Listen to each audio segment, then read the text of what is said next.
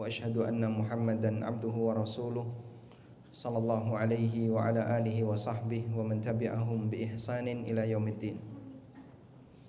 Alhamdulillah, puji syukur kita haturkan kehadirat Allah Subhanahu wa taala. Di kesempatan waktu duha ini kita kembali melanjutkan pembahasan tentang pengantar ilmu waris sambil menunggu hasil quick count. Perlu ditunggu enggak?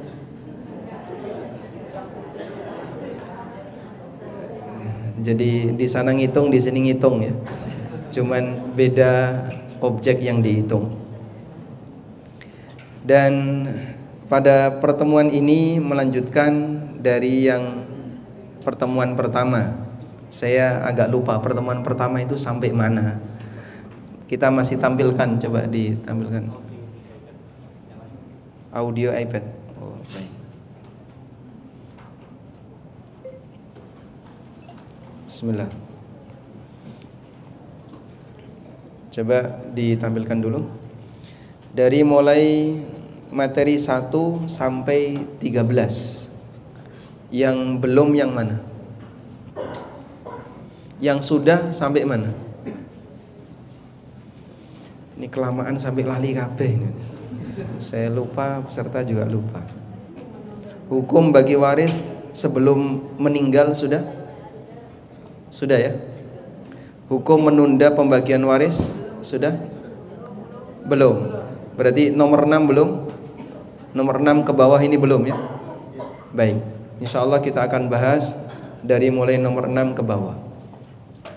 Anda sambil melihat halaman berapa, coba ditengok di daftar isi. Ketemu pembahasan itu, langsung menuju ke halaman yang dimaksud. Dan saya akan menjelaskan dengan tanpa melihat yang ada di buku ya. Baik, gimana? Gimana? 6 sudah. 7 belum. Berarti yang terakhir sampai 6. 7 ke bawah ini belum. Belum, baik. Kita akan membahas tentang kerabat yang bukan ahli waris, masalah gonogini dan seterusnya. Baik. Bapak Ibu yang dimuliakan Allah Subhanahu wa taala, berkaitan dengan anggota keluarga yang ditinggalkan oleh mayit bisa kita bagi menjadi 3. Anggota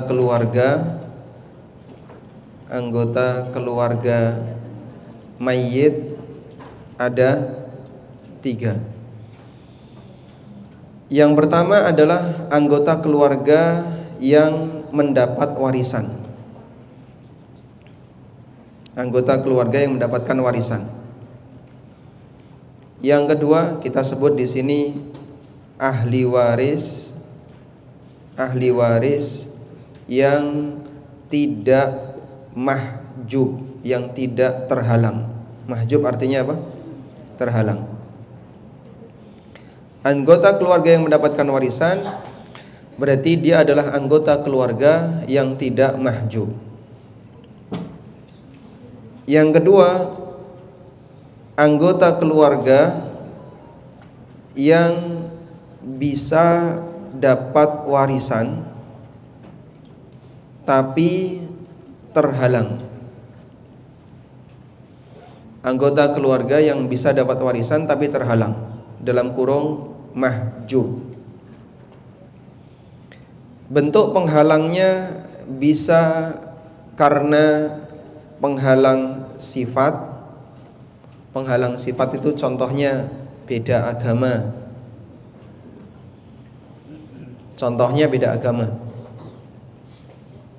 Atau misalnya dia adalah pelaku pembunuhan mayit. Atau statusnya berbeda, yang satu budak, yang satu orang merdeka. Mohon maaf Pak, ini bisa maju lagi. Nah. Insyaallah yang dekat dengan saya enggak saya tanya ya. Karena enggak ada hadiahnya di sini Pak. Baik. Yang di sana bisa lihat ke papan ini Pak? Bisa? Screen atau screennya agak dibengkokkan? Belok kiri. Dapat bisa nggak? Bawahnya ini.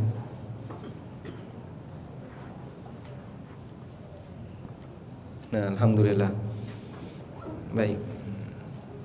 Terus itu disesuaikan biar semuanya kelihatan, karena semuanya bayar infak kan. Nanti tidak dikiranya bapaknya karena nggak infak jadi nggak dapat. Kita lanjutkan ya. Bisa? Baik, kita lanjutkan. Jadi ada yang dia sebenarnya punya peluang untuk dapat warisan tapi terhalang karena misalnya beda agama. Yang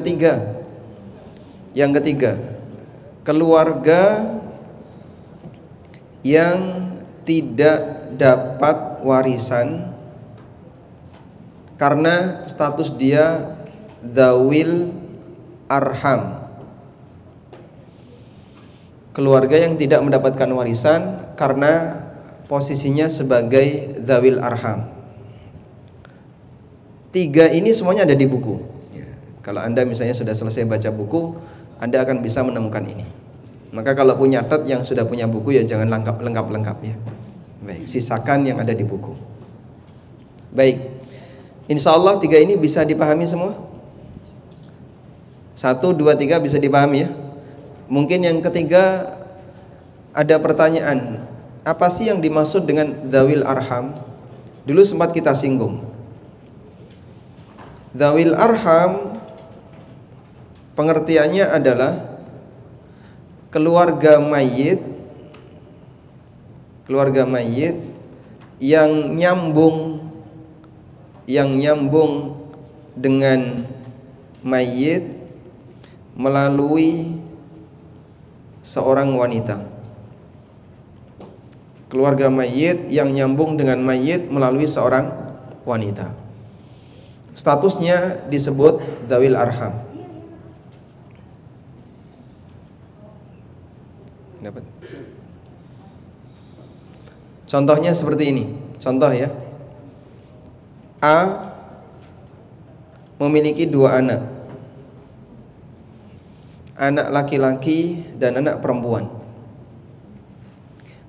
Anak laki-laki punya anak laki-laki namanya X. Anak perempuan juga punya anak laki-laki namanya Z. Keduanya laki-laki. X laki-laki, Z laki-laki. L meninggal tahun 2019 awal pandemi. P meninggal tahun 2020 akhir pandemi. A meninggal tahun 2024 pasca coblosan. Ya. Menurut Anda antara X dan Z dua-duanya adalah cucu A, cuman dari jalur anak yang berbeda. Siapa dari 2 ini yang dapat warisan? Siapa yang di antara 2 ini yang dapat warisan? Yang mana? X. X ini ahli waris. Sedangkan Z dapat warisan enggak? Z tidak dapat warisan. Z ini yang disebut dengan dzawil arham. Andaikan P ini adalah seorang anak laki-laki, maka X dan Z bagi 2. Statusnya sama-sama cucu. Tapi mengingat Z di sini hubungannya dengan A melalui seorang wanita, maka status Z di sini disebut dzawil arham. Dan dzawil arham tidak mendapatkan warisan. Waduh Pak, kasihan dong Pak kayak gini Pak. Kan sama-sama cucu. Masa yang satu dapat, yang satu nggak dapat? Itulah pertimbangan perasaan. Manusia ketika menghadapi sebuah kasus, dia punya 3 yang menjadi alat pertimbangan. Saat ada kasus, lalu ketemu manusia, maka pada diri manusia itu ada 3 pertimbangan. Yang pertama hawa nafsu, yang kedua perasaan, yang ketiga akal. Hawa nafsu akan memberikan pertimbangan mana yang paling nikmat. Wan nafsu ta'muru bil amta. Hawa nafsu akan mengarahkan orang itu untuk memilih mana yang paling nikmat bagi dia. Ini paling enak, paling sesuai dengan kamu nanti untung di sini dan seterusnya. Itulah pertimbangan hawa nafsu. Dalam bayangan hawa nafsu, pokoknya yang paling enak, yang paling nyaman bagi dia, yang paling menguntungkan Hanya itu pertimbangannya. Perasaan memberikan pertimbangan kasihan. Sehingga dengan sebab ini maka dia akan meninggalkan aturan karena masalah pertimbangan kasihan. Sehingga dikatakan oleh para ulama, wal atifah ta'muru bil arfaq. Yang namanya perasaan itu menyuruh orang untuk mengambil keputusan sesuai dengan apa yang lebih simpati, lebih empati, lebih kasihan dan seterusnya. Sedangkan akal akan memberikan pertimbangan yang manfaat. Wal aqlu ya'muru bil anfa'. Sedangkan akal memerintahkan untuk mengambil yang paling manfaat. Dalam kasus tadi, hawa nafsu akan berbicara. Misalnya Z dipengaruhi oleh hawa nafsunya. Pokoknya saya minta, kalau enggak saya akan nuntut. Dan itu adalah jatah dari kakek saya juga cucu dari kakek.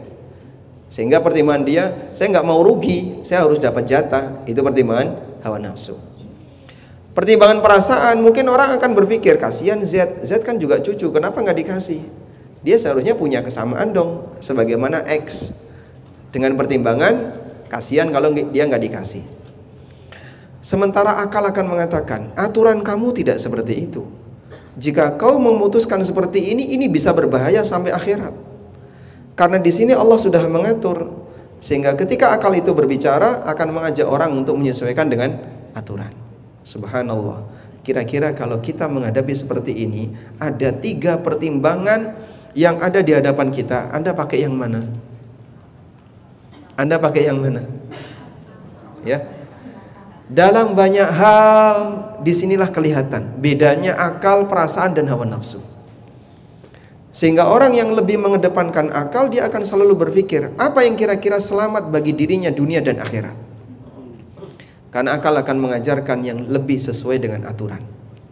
Baik, meskipun ini tidak ada hubungannya dengan masalah ilmu waris, tapi salah satu di antara penghalang kenapa aturan warisan tidak bisa diterapkan dalam sebuah keluarga, karena kadang ada yang menggunakan hawa nafsu sebagai pertimbangan. Anak perempuan minta dan nuntut, pokoknya saya harus dikasih sama dengan kakak-kakak saya yang laki-laki.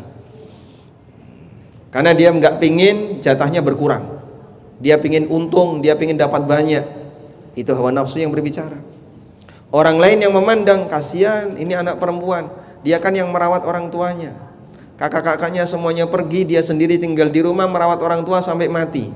Masa dikasih paling sedikit? Itu perasaan. Tapi akal berbicara berbeda. Aturan mengatakan seperti ini.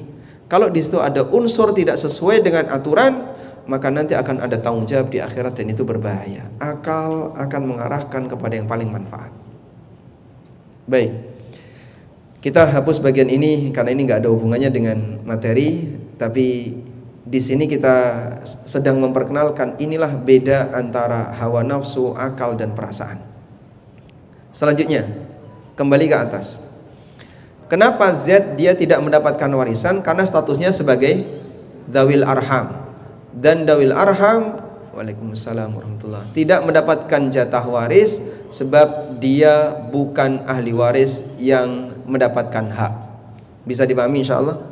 Walhamdulillah. Nah, selanjutnya silakan ke depan Pak. Tafassahu fil majalis.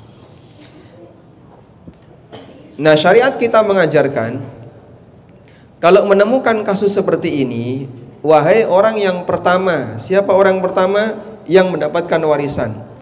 Kau jangan lupakan keluarga kamu yang ada di bawah-bawah ini. Baik mereka yang tidak mendapatkan warisan karena terhalang, atau mereka yang tidak mendapatkan warisan karena statusnya sebagai dzawil arham. Mungkin ada sebagian di antara keluargamu yang tidak mendapatkan warisan, berikan sedikit dari warisan yang kau berikan.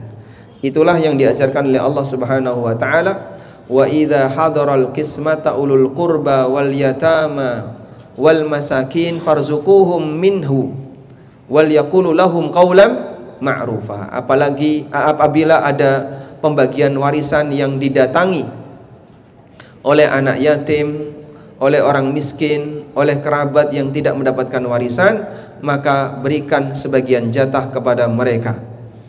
Sehingga Islam mengajarkan jangan pelit dalam masalah ini. Baik, insya Allah paham di sini. Jadi begini ya, contoh ya. Bagaimana caranya agar Z ini bisa mendapatkan jatah warisan? Bagaimana caranya agar Z bisa dapat warisan? Caranya gimana? Ada dua cara. Cara yang pertama adalah, wahai A, sebelum kamu mati, berikan wasiat untuk Z. A diminta untuk beri wasiat ke Z. A ngasih wasiat ke Z boleh nggak Pak? Kenapa boleh? Kenapa boleh? Karena bukan ahli waris. Wasiat yang dilarang itu ketika kapan?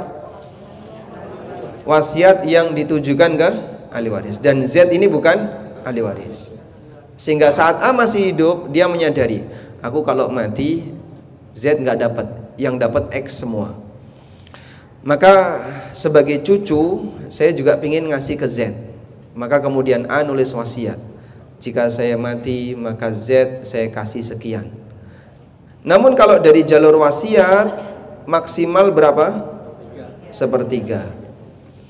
Sehingga nanti Z bisa dapat 1/3, sisanya 2/3 dimiliki oleh X. Paham di sini? Baik. Cara yang kedua, bisa melalui hibah. A memberi hibah. A memberi hibah sebelum meninggal kepada Z. Untuk besaran hibah bisa lebih dari 1/3. Nah, kalau hibah boleh lebih dari 1/3. Sehingga ketika A ngasih hibah ke Z sampai setengah dari hartanya, agar nanti ketika A meninggal maka jatah X dan Z itu sama, boleh tidak? Boleh. Baik, pertanyaannya sekarang, apa beda hibah dengan wasiat? Apa beda hibah dan wasiat? Wasiat setelah meninggal. Orang sudah mati bisa wasiat? Hah? Nggak bisa. Baik. Tolong bedakan ini ya, bedakan ini. Ada akad, ada pelaksanaan akad. Dua ini bedakan. Di sini kasus. Kalau kasusnya hibah, maka akad dilakukan saat hidup. Akad itu berarti pernyataan. Aku hibahkan ini kepada A, aku hibahkan ini kepada B. Itu dilakukan ketika masih hidup. Bahkan disyaratkan harus dalam kondisi sehat. Jika hibah itu diberikan ketika dalam kondisi sakit-sakitan, awas di belakang kamera,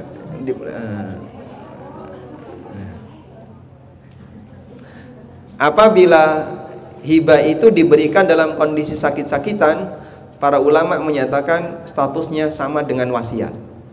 Misalnya orang sudah mendekati mau wafat, kemudian dia merasa dia sudah sering sakit-sakitan, dia merasa kayaknya sudah dekat dengan kuburan. Lalu dia mengatakan, aku hibahkan sawah ini kepada A, aku hibahkan tanah ini kepada B, dan seterusnya. Ini semuanya terhitung wasiat. Kenapa? Karena itu disampaikan dalam posisi ketika dia sakit. Baik, pelaksanaannya ketika hidup dan sehat. Maka kalau ada orang memberikan hibah tapi gantung, ini saya hibahkan ke kamu, tapi nanti baru boleh balik nama setelah bapak mati. Kalau seperti ini jadinya wasiat. Kenapa? Dia digantungkan dengan kematian. Bedakan dengan yang kedua, wasiat. Wasiat itu dinyatakan saat hidup. tapi pelaksanaannya pasca wafat, pasca meninggal. Di sini kita bisa lihat perbedaan antara hibah dengan wasiat. Sehingga ketika ada seseorang yang memiliki harta, besok kalau saya sudah mati, harta ini jadi milik si A, berarti itu apa? Itu kalimat apa? Wasiat. Dia menyatakan ketika dia masih hidup dan pelaksanaannya pasca dia meninggal. Status seperti ini namanya apa? Wasiat. Paham insyaallah? Alhamdulillah. Baik. Kemudian ada cara yang ketiga. Ini baru 1, 2. Cara yang ketiga. Cara yang ketiga adalah X menghibahkan. Cara yang ketiga, X menghibahkan sebagian jatah warisnya ke Z. X menghibahkan sebagian jatah warisnya ke Z, sehingga X ngasih ke Z. Nah, kalau X ngasih ke Z, bebas sesuai dengan keinginan X mau ngasih berapa, sepertiga boleh, setengah boleh, terserah. Tayyib. Demikianlah yang diajarkan dalam Al-Quran, sebagaimana ayat yang tadi kita baca. Ini kalau dalam buku pengantar ilmu waris disebutkan di halaman berapa itu, Pak? Disebutkan di halaman berapa? Ada? Berapa? Hukum, judulnya gimana itu? Coba. Saya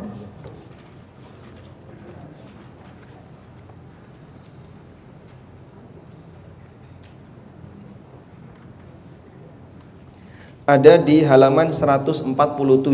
Coba dilihat di halaman 147.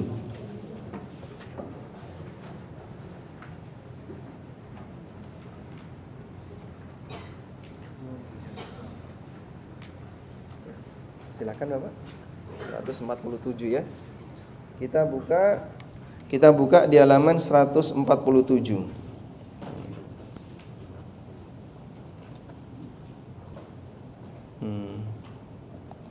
Aneh.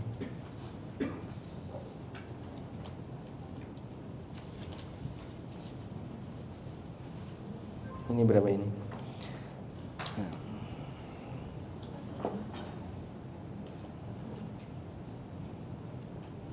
Baik. Ayatnya ini, Allah Ta'ala berfirman di surat An-Nisa ayat 8. Wa idza hadaral qismata ulul qurba wal yatama wal masakin farzuquhum minhu wa qulu lahum qawlan ma'rufa. Apabila ketika membagian waris dihadiri oleh kerabat, anak yatim atau orang miskin, maka berikan jatah kepada mereka atau ucapkanlah kepada mereka dengan ucapan yang baik. Dan yang dimaksud menghadiri pembagian waris di sini bisa jadi tidak harus hadir secara fisik. Bisa juga sebatas tahu, aku ngerti si A itu warisannya banyak. Karena dia tahu yang ditinggalkan oleh bapaknya itu banyak. Sawah sekian hektar, rumah sekian unit, kendaraan sekian banyak. Jadi tetangganya tahu, kemudian kerabat-kerabatnya tahu.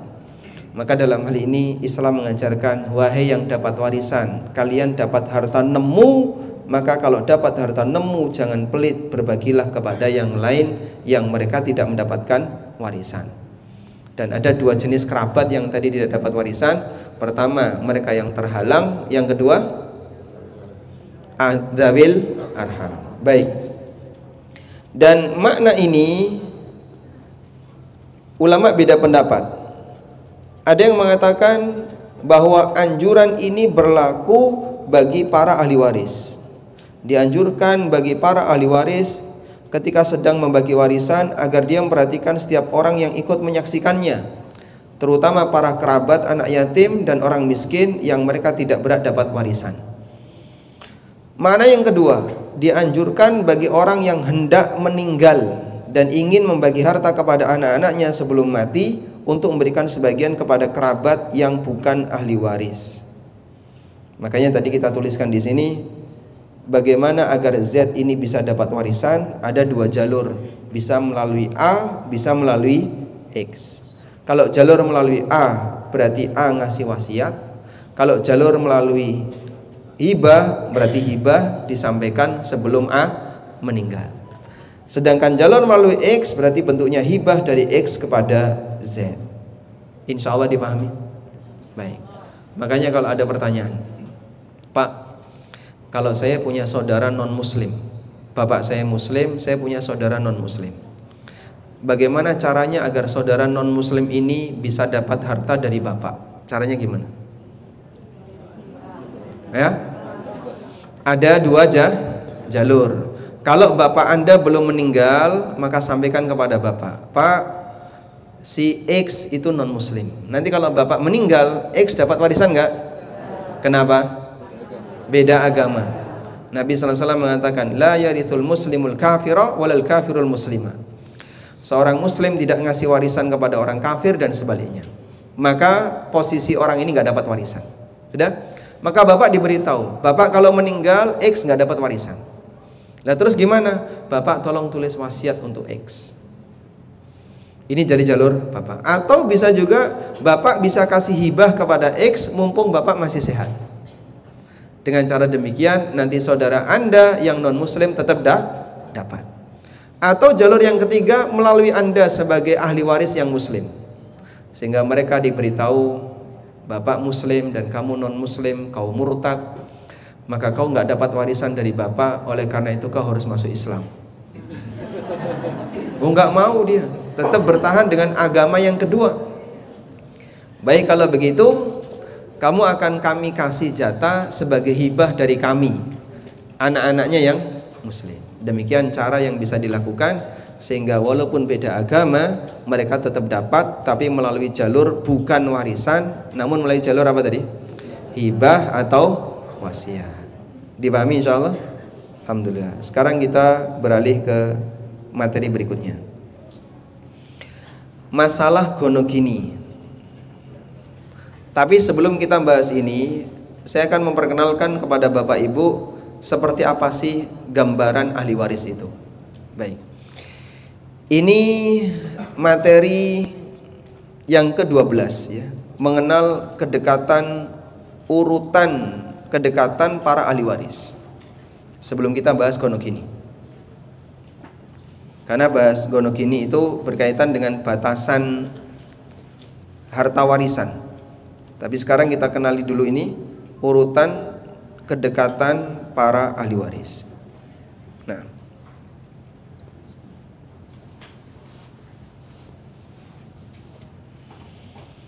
silakan dibuka halaman berapa?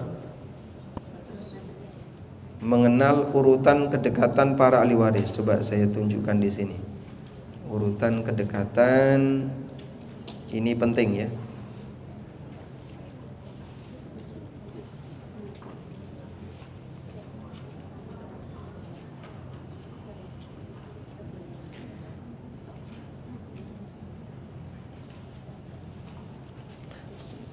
Di halaman, kalau di sini para ahli waris 203.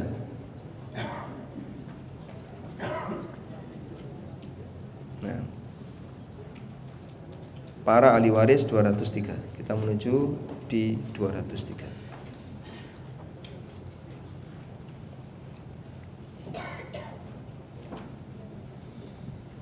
Nah, jadi ahli waris atau kerabat mayit dibagi menjadi dua. Ada ahli waris dan ada dzawil arham yang tadi sudah kita perkenalkan. Kemudian ahli waris laki-laki ada 15, ahli waris perempuan ada 10. Baik. Nah, untuk bisa mengenali itu, Bapak Ibu perlu melihat urutan kedekatan para ahli waris dengan mengukur ini. Mengukur tingkat kedekatan para ahli waris. Intinya begini. Ada 3 sebab kenapa orang itu dapat warisan. Ada 3 sebab orang dapat warisan. Sebab yang pertama adalah karena nasab. Sebab yang kedua karena pernikahan. Sebab yang ketiga karena al-wala. Karena al-wala. Al-wala itu budak yang dimerdekakan.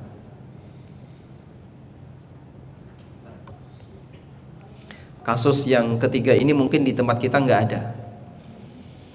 Kalau sebab warisan karena pernikahan berarti siapa? Suami dan istri. Kalau karena nasab ada banyak sekali. Yang paling banyak karena nasab. Sudah? Nah, dari tiga sebab ini keberadaan ahli waris terjadi di tiga jalur. Tiga jalur arah warisan.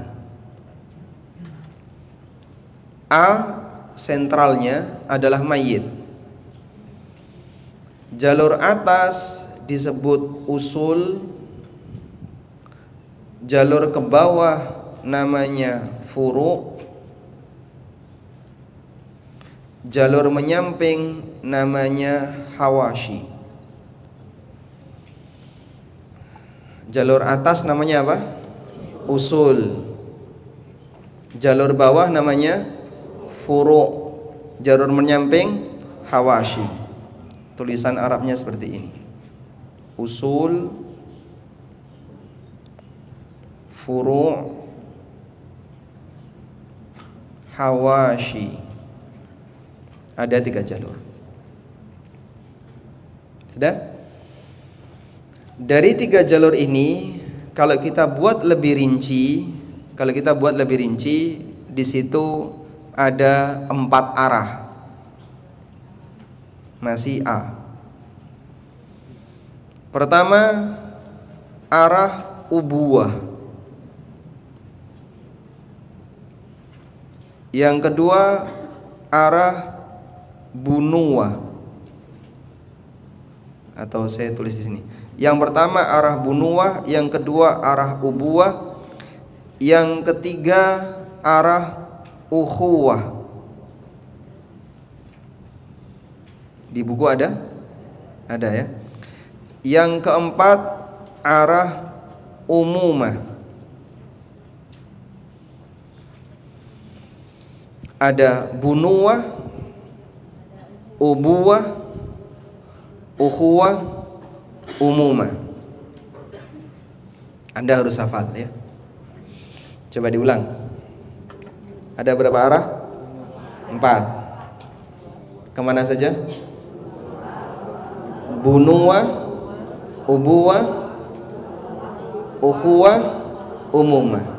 Baik. Urutan kedekatannya 1 lebih dekat dibandingkan 2. 2 lebih dekat dibandingkan 3. 3 lebih dekat dibandingkan 4. Baik. Kemudian 2 ke sana bisa menutupi. Bisa saling menutupi. Artinya kalau ada 2, ada 1 dan 2, 3 dan 4 enggak dapat. Kalau ada 3, 4 enggak dapat. Antara 1 dan 2 tidak bisa saling menutupi. Tidak bisa saling menutupi. Ubuwah itu apa sih Pak? Ubuwah dari kata abun. Abun artinya apa? Bapak. Bunuwah dari kata ibnun. Ibnun artinya anak. Ukhuwah dari kata akhun artinya saudara. Umumah dari kata ammun artinya paman. Bapak, anak, bapak, saudara, paman. Saya ulang ya. 4 jalur tadi. Yang pertama dari jalur bunuwah, maksudnya dari jalur anak. Jalur anak itu meliputi siapa saja Pak? Anak, cucu, cicit, kemudian udek-udek, gantung siwur dan seterusnya ke bawah ya. Kalau yang ke atas, bapak, kakek, buyut, dan terus seterusnya ke atas. Kalau dari jalur saudara, ada keponakan, anaknya saudara. Kalau dari jalur paman, ada paman, ada anak paman. Anak paman itu apa? Sepupu. Ada anak paman atau sepupu. Sudah? Demikianlah 4 jalur dalam arah pembagian warisan. Baik. Sehingga yang bercabang di situ yang mana? Hawashi. Hawashi ini ada 2 ya. Ada jalur saudara dan ada jalur paman. Saya mau tanya, antara saudara dengan paman itu dekat mana? Antara saudara dengan paman itu dekat mana? Dekat paman atau saudara? Dekat yang mana? Ini bukan kedekatan perasaan ya, tapi kedekatan urutan nasab. Tergantung perasaannya Pak Ustadz. Kadang musuhan sama saudara, seneng sama paman. Kadang dekat sama saudara, musuhan sama paman. Bukan itu kedekatan perasaan, kedekatan interaksi. Yang saya maksud adalah kedekatan nasab. Lebih dekat mana saudara dengan paman? Lebih dekat saudara. Baik.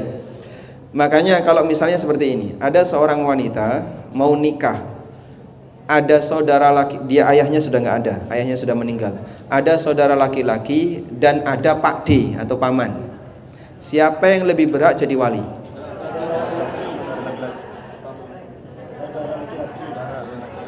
Siapa yang lebih berhak jadi wali? Saudara laki-laki. Baik. Kalau ada 3 orang, seorang wanita mau nikah, bapaknya sudah nggak ada. Lelaki yang ada di rumahnya, kakek, saudara laki-laki, paman. Siapa yang berhak jadi wali? Yang mana? Kenapa? Kenapa? Sesuai dengan urutan ini. Jadi jalur atas lebih didahulukan daripada samping. Maka dalam fikih tentang warisan ini juga berlaku berkaitan dengan masalah fikih tentang perwalian. Sehingga siapa yang lebih berat jadi wali, urutannya sebagaimana urutan kedekatan dalam warisan. Paham ya? Masya Allah. Makanya kalau Bapak Ibu paham ini, kunci utama paham warisan, yaitu tentang mengenal kedekatan orang yang ada di sekitar kita. Siapa yang lebih berat dapat warisan? Dan nanti ketika dia bicara lebih berhak, berarti dia lebih dapat atau dapat warisan lebih banyak dibandingkan yang lain. Paham ya? Baik. Jadi kenapa saudara itu lebih dekat dibandingkan paman? Karena begini ya. Misalnya ini A. A punya ayah B. Baik. B punya ayah C. A punya saudara D misalnya. Ya. Kalau A nyambung ke D, D ini kan saudara ya. Dia satu liting, satu angkatan dengan A. Maka A nyambung ke D adalah 1, 2 jalur. 1, 2. Tapi kalau A nyambung ke paman berarti 1, 2, 3 C, D, E misalnya. Maka dari A ke E ini pamannya A. Berarti dia satu liting dengan B. Harus nyambung 3 kali. Ke B dulu, ke C, baru ke E. Dari situlah kita bisa memahami saudara lebih dekat dengan A daripada paman. Paham ya? Sehingga A nyambung ke paman itu melalui kakek. Naik dulu dari ayah, kakek, paman. Sementara kalau A nyambung ke D cukup melalui ayah. A ke ayahnya nyambung ke saudaranya. Seperti itulah jalur kenapa kita punya hubungan dengan saudara, kenapa kita punya hubungan dengan paman. Sampai di sini jelas atau belas? Jelas insyaallah? Alhamdulillah. Baik. Pertanyaannya, siapa yang lebih dekat? Keponakan atau sepupu? Keponakan atau sepupu? Kenapa?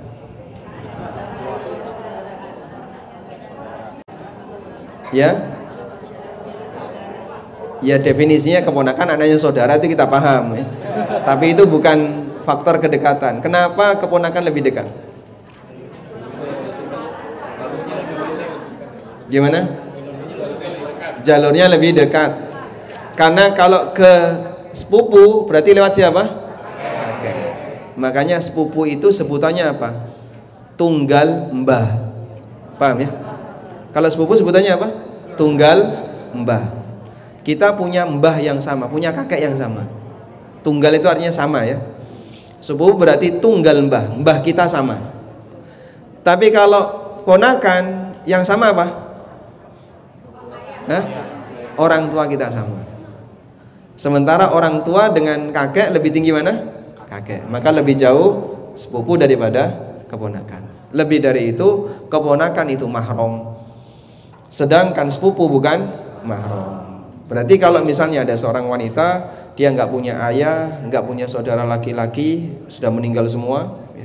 Kemudian kakek juga sudah meninggal, adanya anak paman yang laki-laki, sepupu, dan keponakan laki-laki dari anak laki-laki. Yang jadi wali siapa?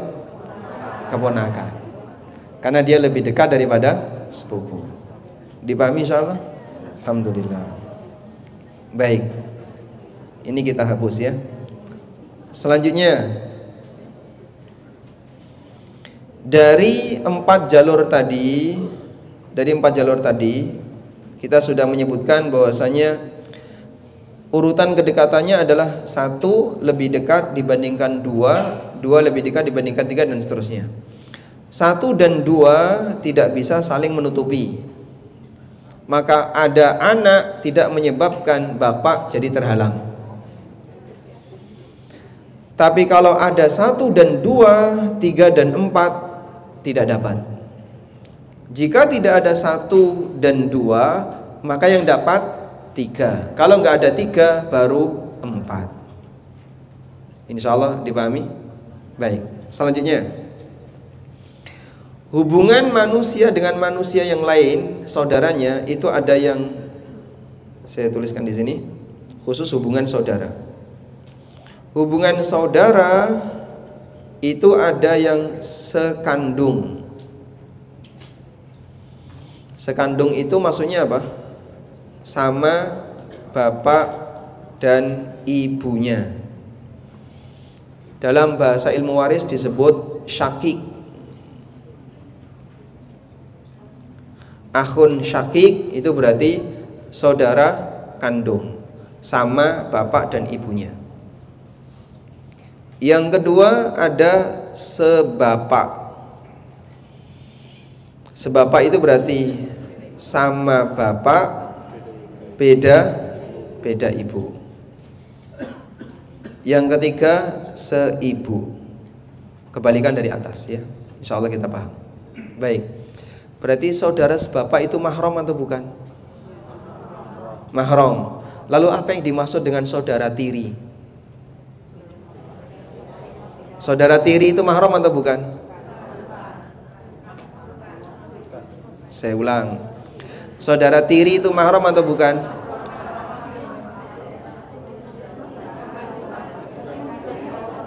Baik, silakan dipikir sambil zikir.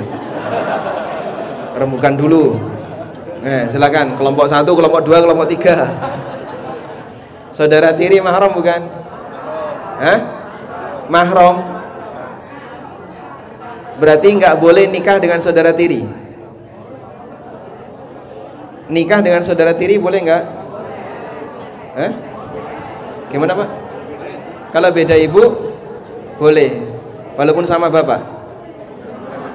Saya mau tanya, definisi saudara tiri itu apa sih Mas? Beda bapak.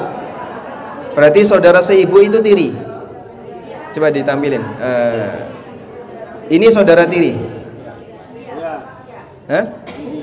Saudara tiri? Kayaknya salah definisi ini berarti. Tolong lihat di Wikipedia Mas.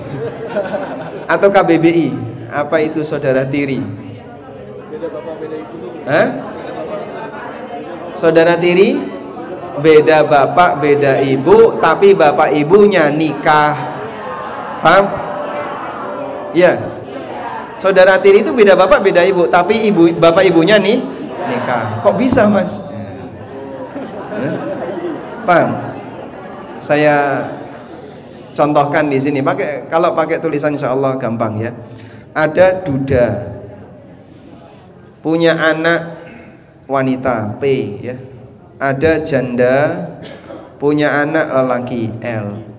Duda dan janda ini nikah. Maka P dan L ini tiri. Baik.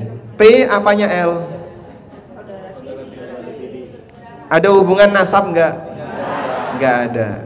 Sehingga P dan L ini orang lain, bukan mahram. Bukan mahram. Mahram bukan? Bukan. Siapa ibunya P? Istrinya duda ini yang dulu. Ya. Misalnya A. Siapa bapaknya L? Suaminya si janda ini yang dulu B. Ya? Lalu ini mati, ini mati. Ya. Sudah? Akhirnya duda dan janda ini nikah. Masing-masing punya anak. Maka siapa orang tuanya P, A dan duda? Siapa orang tuanya L, janda dan B? Kan tidak nyambung sama sekali. Maka saudara tiri itu adalah saudara beda bapak, beda ibu. Beda pak CJ mbok. Paham? Sehingga ini boleh nikah nggak? Boleh. Saudara tiri dapat warisan enggak? Tidak, karena mereka orang lain. Paham ya? Makanya pembahasan tentang saudara sebapak, saudara seibu itu bukan saudara tiri. Itu saudara mereka mahram dan bahkan dapat warisan. Sehingga nikah dengan saudara sebapak boleh enggak? Boleh enggak? Enggak boleh. Kenapa? Mahram. Nikah dengan saudara seibu? Karena mahram. Semua saudara itu mahram, baik kandung, sebapak maupun seibu. Saya hapus ini. Baik. Selanjutnya berkaitan dengan 1, 2, 3 ini urutannya 1 lebih dekat dibandingkan 2. 1 lebih dekat dibandingkan 2, tapi tidak bisa menghapus 3. Sehingga 3 itu selalu dapat bertahan dia. Saudara seibu itu selalu dapat bertahan. Dah? Maka kalau ada 1, 2 nggak dapat. Kalau ada 1, 2 nggak dapat. Tapi ada 1, 3 tetap dapat. Itulah keistimewaan saudara seibu. Sehingga dia tetap dapat walaupun ada saudara kandung. Tapi saudara sebapak nggak dapat jika ada saudara kandung. Jelas insyaallah? Oh, betul.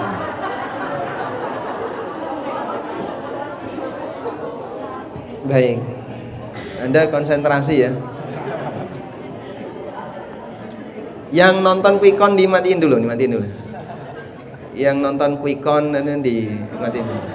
Fokus di sini. Masih kepikiran itu nanti malah nggak fokus. Saya ulang ya.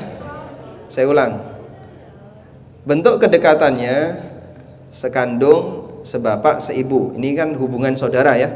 Baik. 1 lebih dekat dibandingkan 2. Maka jika ada 1, 2 tertutup, nggak dapat. Kenapa? Ada saudara kandung. Tapi 3 tetap dapat apapun keadaannya, walaupun ada 1. Kalau ada 2 gimana Pak? 3 tetap dapat.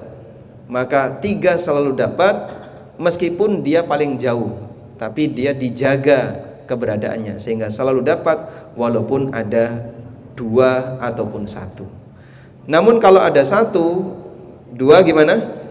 Nggak dapat. Jadi kalau ada saudara kandung, saudara sebapak nggak dapat, tapi saudara ibu tetap dapat.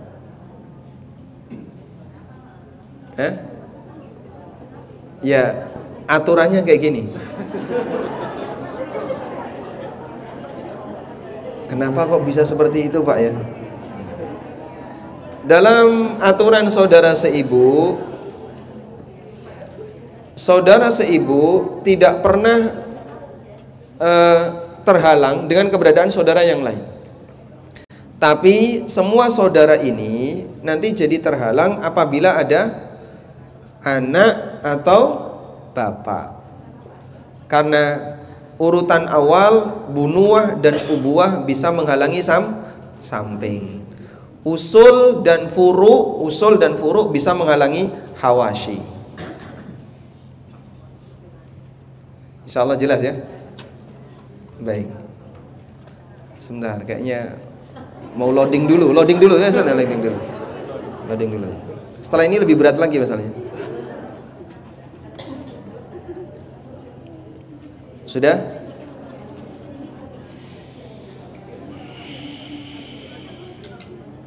Bagian mana yang perlu diulang? Gimana? Contoh, misalnya contoh ya. Contoh. Dalam Al-Qur'an ada kasus yang disebut dengan kalalah. Dalam Al-Qur'an ada kasus yang disebut dengan kalalah. Coba kita lihat kata kalalah dalam Al-Qur'an. Yas'aluna qulillahu yuftikum fil kalalah. Mereka bertanya kepadamu, qulillahu yuftikum fil kalalah. Katakan bahwasanya Allah memberikan fatwa kepada kalian tentang al-kalalah. Ini mru'un halaka, jika ada orang yang mati, laisa lahu walad, dia enggak punya anak, walahu ukhtun, tapi dia punya saudara perempuan. Nah, nanti sudah bicara masalah saudara. Ada orang yang meninggal enggak punya suami sehingga dia enggak punya anak, orang tuanya sudah wafat duluan, ahli warisnya tinggal saudaranya. Nah, saudaranya ini ada saudara kandung, ada saudara sebapak, ada saudara seibu. Begitu? Siapa yang dapat warisan? Kandung dan seibu. Dan kasus seperti ini kan banyak ya. Mereka yang nggak nikah itu rata-rata kalalah. Kasus kalalah adalah orang yang dia tidak menikah sehingga dia tidak punya anak, atau orang yang tidak punya anak walaupun dia nikah, punya pasangan tapi dia nggak punya anak, dan orang tuanya sudah meninggal. Makanya disebut kalalah. Kalalah itu dari kata iklil. Iklil artinya mahkota. Kenapa disebut kalalah? Karena mahkota itu melingkari kepala. Sehingga kasus kalalah, dalam kasus kalalah usul dan furu' tidak ada. Usul dan furu' gimana? Tidak ada. Adanya samping hawashi. Maka orang di sekitarnya adalah samping-sampingnya, yaitu saudara-saudaranya, paman-pamannya, tapi usul dan furu' enggak ada. Maka disebut kalalah sebagaimana layaknya mahkota yang mengelilingi kepala. Dipahami insyaallah? Baik. Kita lanjutkan. Atau mungkin ada di antara Bapak Ibu yang punya kasus tentang ini, mungkin boleh bercerita biar sekalian jadi kasus real. Yang nggak punya anak, kemudian orang tuanya sudah meninggal, nanti kalau saya mati bagaimana? Ibu kayak gitu? Baik. Gimana? Sebagai kalalah. Nggak ada anak? Ada suami? Ada suami? Nggak ada suami. Orang tua sudah meninggal. Saudara ada? 5 perempuan, laki-laki 1. Semuanya kandung? Kandung. Maka kalau seperti ini berarti yang dapat warisan siapa? Saudara. Nah, kasus itu namanya kalalah. Andaikan beliau punya saudara sebapak, ada saudara sebapak, begitu bapak ketika mau meninggal tiba-tiba beliau lapor kalau punya keluarga simpanan misalnya, terus ada anak misalnya ya, berarti Anda punya saudara sebapak. Nah, saat Anda punya saudara sebapak, maka nanti di situ ada saudara kandung, ada saudara sebapak. Saudara sebapak dapat nggak? Kenapa? Adalah saudara kandung. Kalau ada saudara seibu, ibu dulu janda, nikah dengan orang lain lalu dapat anak, maka berarti ada hubungan saudara seibu. Nanti saudara seibu tetap dapat. Cukup jelas insyaallah? Baik, sekarang kita buka materi yang lebih sulit.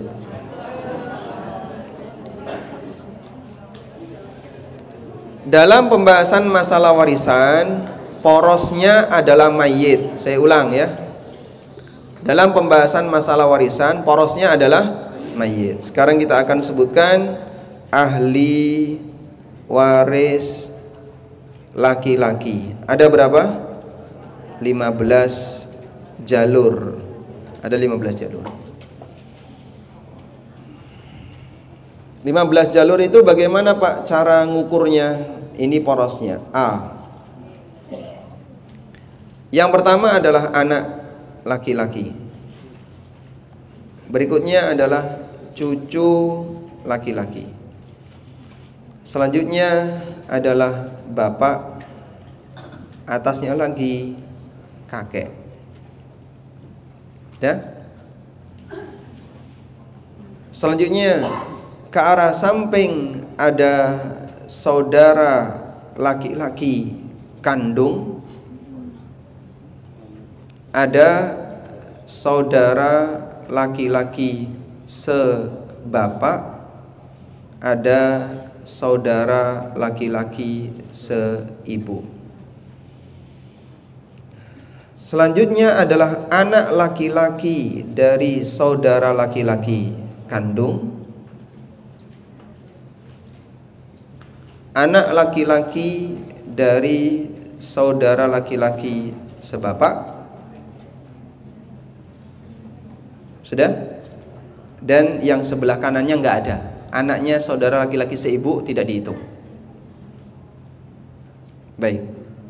Afwan. Nah, berikutnya ada saudara laki-laki bapak, berarti paman sekandung, lalu paman sebapak begini, dan tidak ada paman seibu. Selanjutnya anak laki-laki dari paman kandung dan anak laki-laki dari paman sebapak. Sudah? Baik. Di sini kan ada kakek yang kedua ya. Kakek yang kedua itu adalah kakek dari jalur ibu. Kakek yang kedua itu kakek dari jalur ibu. Ibu kan perempuan ya. Di sini laki-laki ya, maka saya kasih warna yang berbeda. Tapi di sini ada kakek dari jalur ibu. Kakek dari jalur ibu saya kasih lingkaran biru. Kakek dari ibu dapat enggak? Kakek dari ibu dapat enggak? Ya? Enggak dapat. Kenapa? Kenapa? Zawil arham, kakek dari ibu ini nggak dapat, statusnya adalah zawil arham, sehingga kakek dari ibu itu nggak dapat. Kakek itu bahasa Arabnya apa? Jaddun ya. Nah, kakek dari bapak itu disebut dengan jaddun soleh. Sedangkan kakek dari ibu disebut jaddun fasid. Fasid itu artinya rusak. Kakek yang rusak. Maksudnya dia nggak dapat. Ya meskipun orangnya ahli ibadah, soleh dan sebagainya, tapi sebutannya jaddun fasid karena dia nggak dapat. Baik, sekarang kita akan hitung. Pastikan jumlahnya 15. Kalau kurang dari 15 berarti saya yang salah. Kita hitung ya. 1 anak laki-laki, 2 cucu laki-laki dari anak laki-laki, 3 bapak, 4 kakek, 5 saudara laki-laki kandung, 6 saudara laki-laki sebapak, 7 saudara laki-laki seibu, 8 anak laki-laki dari saudara laki-laki kandung, 9 anak laki-laki dari saudara laki-laki sebapak. Sudah? 10 paman sekandung, 11 paman sebapak, kemudian 12 anak laki-laki dari paman kandung, sepupu laki-laki, 13 anak laki-laki dari paman sebapak. Kurang berapa? 2. Kurang 2. Salah nggak ini? 14 suami, 15 mu'tik. Mu'tik artinya lelaki yang memerdekakan budak. Jadi kalau saya memerdekakan si A, lalu si A ini mati dan dia tidak punya anggota warisan, ahli waris, maka nanti seluruh harta si A jadi milik saya.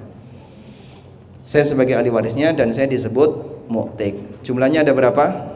15. Baik. Seperti ini gambarnya. Udah? Ini pengembangan dari yang sederhana tadi. Usul, furu', hawashi. Hawashi ada 2. Usul disebut ubuwah, furu' bunuwah, hawashi ada ukhuwah dan umumah. Terus kita kembangkan jadi ini. Maka urutannya seperti yang tertera di sini, meskipun untuk 14 dan 15 sifatnya independen. Wallahu a'lam. Kalau Anda bisa membuat ini, insya Allah bisa ngajar ilmu waris. Nanti gantiin saya ya, bisa ya? Nah, karena kunci yang paling kuat ada di sini, mengenali kedekatan para ahli waris.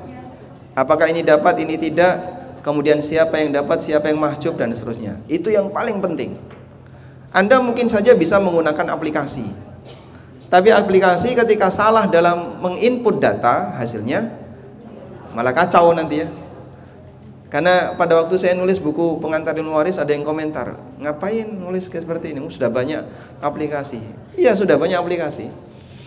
Cuman orang ketika memasukkan data kadang salah, karena dia nggak ngerti hubungan ini apa gitu ya. Sehingga dia nulis tapi keliru.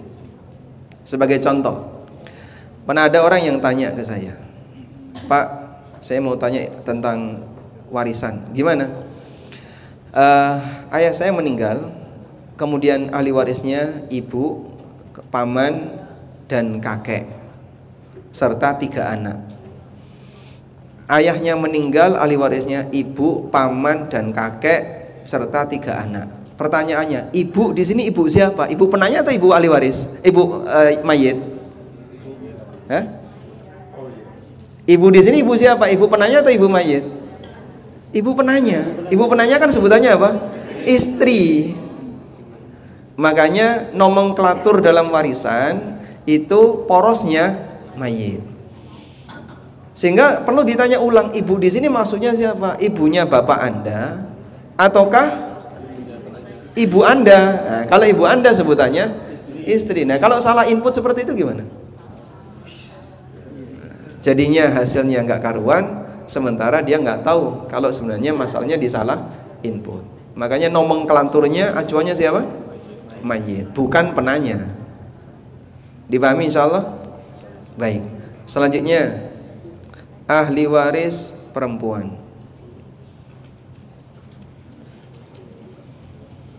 Ahli waris perempuan. Ada berapa? Ada 10. Masih menggunakan teori yang sama. Furu' usul hawashi. Kemudian dirinci tadi. Bunuwah, ubuwah, ukhuwah, umumah. Porosnya mayit. A. Mayit punya anak perempuan. Punya anak perempuan. Cucu ada enggak? Cucu ada enggak? Hah? Cucu?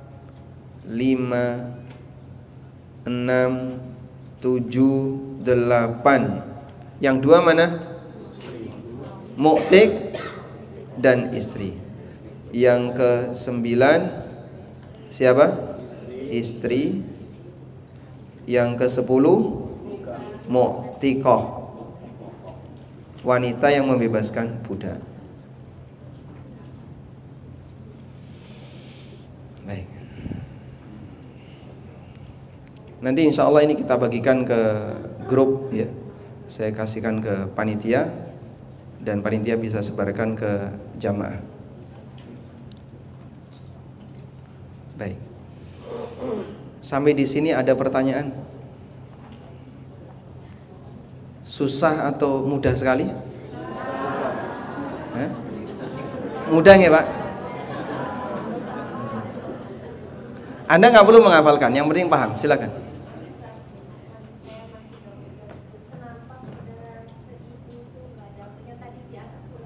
Saudara seibu.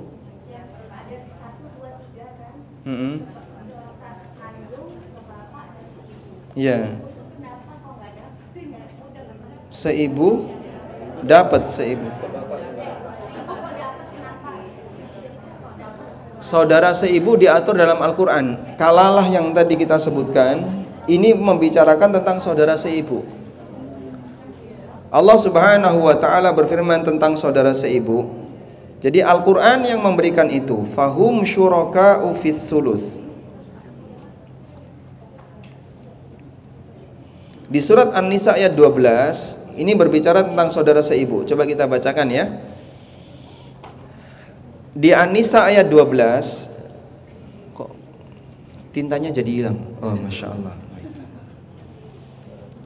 Walakum nisfu ma taraka azwajukum, ini berbicara tentang warisan suami istri. Baris 1, baris 2, baris 3. Baris 4 masih berbicara tentang suami istri. Warisan suami istri, kalau suami yang mati, istri ada dua kemungkinan. Jika suami punya anak, dapat berapa istri? 1/8. Kalau nggak punya anak, dapat berapa istri? 1/4. Kalau istri yang mati, jika istri punya anak, suami dapat berapa? 1/4. Kalau nggak punya anak, 1/8. Itu dijelaskan di 4 baris dari surat An-Nisa ayat 12. Sampai di sini paham? Baik, selanjutnya. Wa in kana rajulun yuratsu kalalah. Dan apabila ada orang yang kondisinya kalalah, dia mewarisi dengan cara kalalah. Awi imra'atun, atau seorang perempuan. Walahu akhun au ukhtun, sementara masing-masing punya saudara laki dan perempuan. Nah, di sini saudara seibu. Ulama menegaskan bahwa akhun au ukhtun di sini saudara seibu. Masing-masing dapat 1/6. Fa in kanu aktsara min dzalika fahum syuraka'u fits tsuluts. Kalau mereka jumlahnya lebih dari 2, maka mereka syuraka'u fits tsuluts. 1/3 dibagi bersama. Jadi saudara seibu haknya dijaga oleh Allah melalui surat An-Nisa ayat 12. Sehingga kalau Anda bertanya, kenapa kok dapat? Allah yang ngasih. Sementara saudara sebapa ukurannya berdasarkan kedekatan. Kalau ada saudara kandung, maka yang sebapak tidak dapat. Punten, saya potong bentar. Yang memiliki Honda CR-V abu-abu dengan plat nomor B2185 TBH dimohon memindahkan mobilnya. B2185 TBH CR-V abu-abu. Ya, sekian. Baik. Sudah ada lagi? Silakan. Waalaikumsalam warahmatullahi wabarakatuh.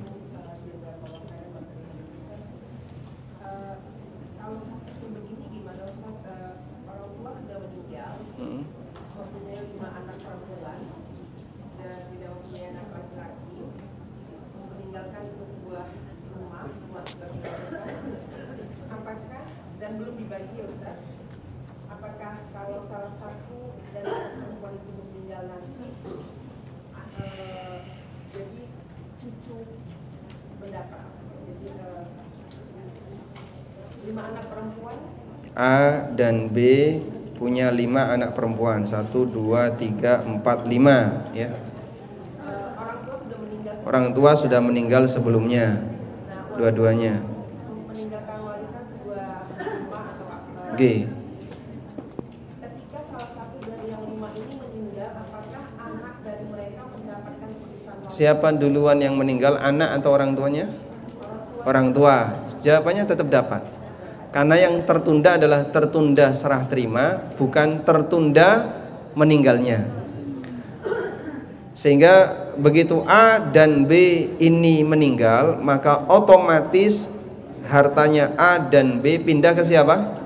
C sampai G, otomatis. Kemarin sudah kita sampaikan itu ya. Sebab warisan itu sifatnya apa? Otomatis. Otomatis kemarin istilahnya apa? Ijbari. Otomatis. Andaikan unit rumah atau kendaraan itu belum dibagi sampai C meninggal dan C ini punya anak Z, maka jatahnya C dikasihkan ke Z. Karena yang tertunda adalah penyerahan, bukan perpindahan hak milik warisan. Hak milik warisan otomatis sejak A, B meninggal, otomatis jadi miliknya seluruh anaknya C sampai G. Baik, bisa dipahami insyaallah. Nah, tidak terhalang ya, jadi jatahnya C dikasihkan Z. Selanjutnya,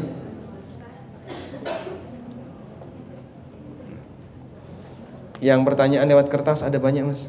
Oh masya Allah, kalau begitu silakan dibacakan. Kasihan sudah nulis ya.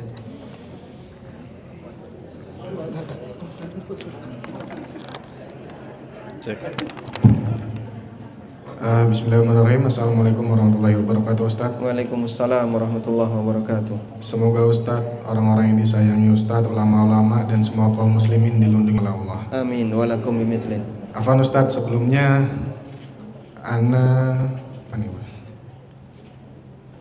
Ana kerja di kantor hukum dan kebetulan Ana banyak kasus dalam pembagian ahli waris Islam perdata, terutama yang salah satunya saya tanyakan ini Ustaz.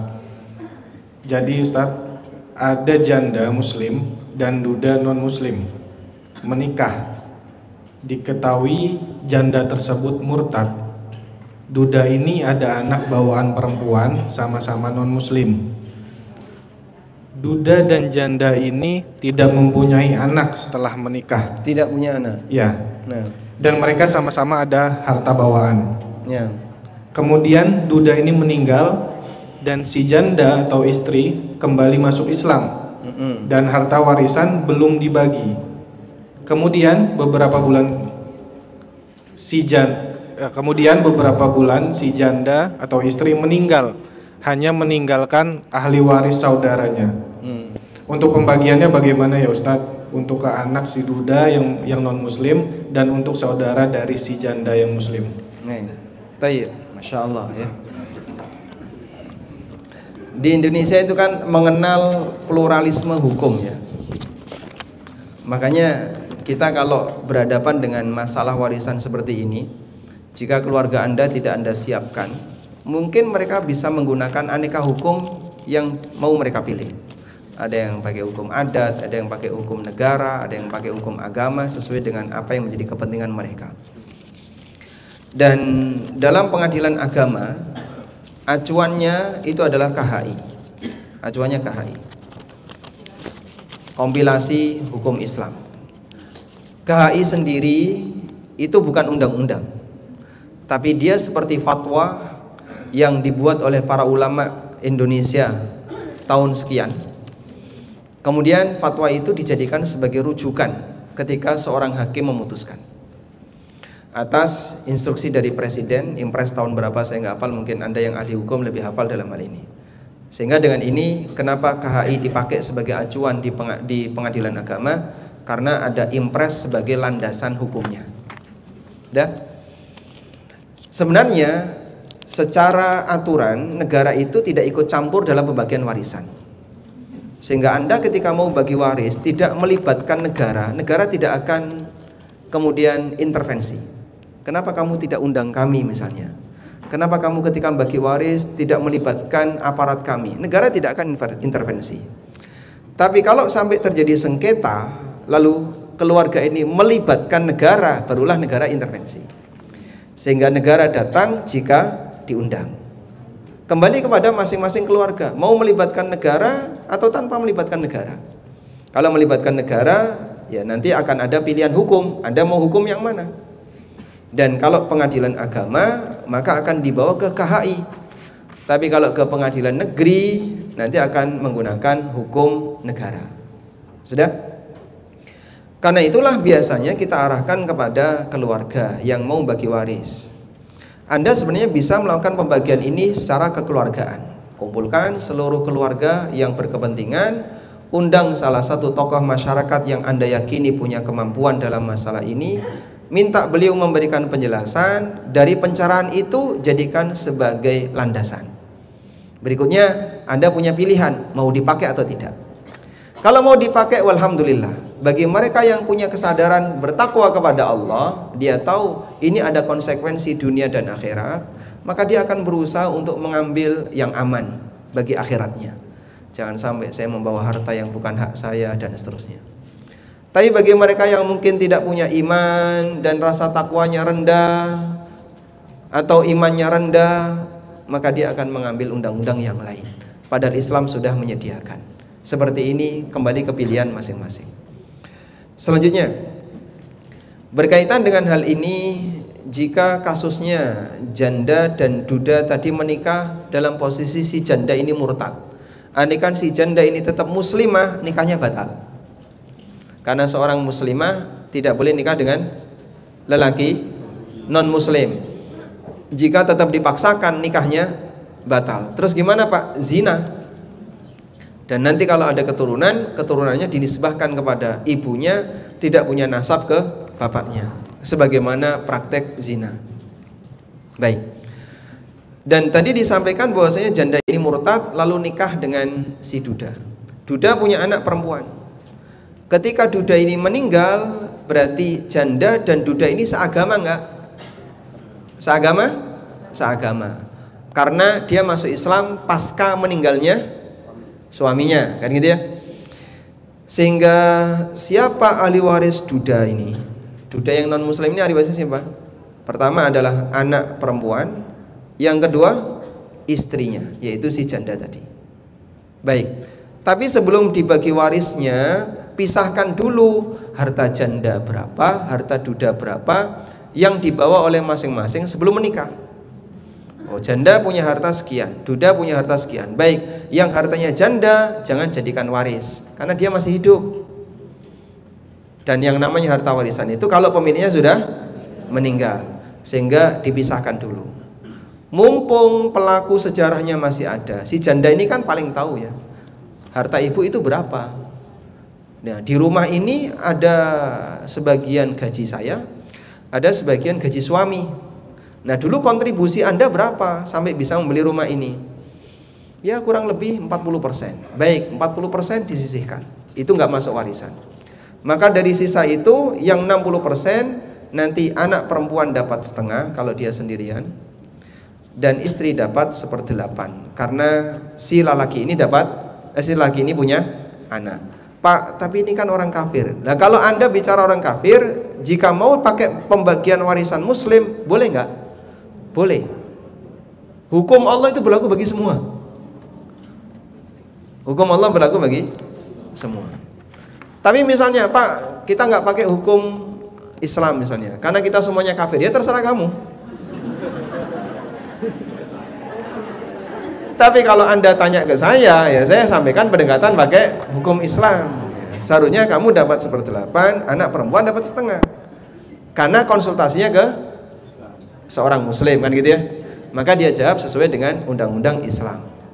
Paham? Andai kan dia tidak tanya kepada seorang muslim, kepada seorang ustadz, lalu dia bagi sendiri, ya wes kita roto aja ya, kita bagi roto, kamu dapat sekian, saya dapat sekian, oke kita bubar misalnya. Setelah itu si istri atau janda ini masuk Islam. Nah, saat dia masuk Islam berarti saat dia mati berarti ahli warisnya siapa? Saudaranya. Ahli warisnya adalah saudaranya. Terus perhitungannya bagaimana? Ya perhitungan ahli waris saudara. Wallahu a'lam. Baik. Insyaallah bisa dipahami. Baik, Ibu silakan.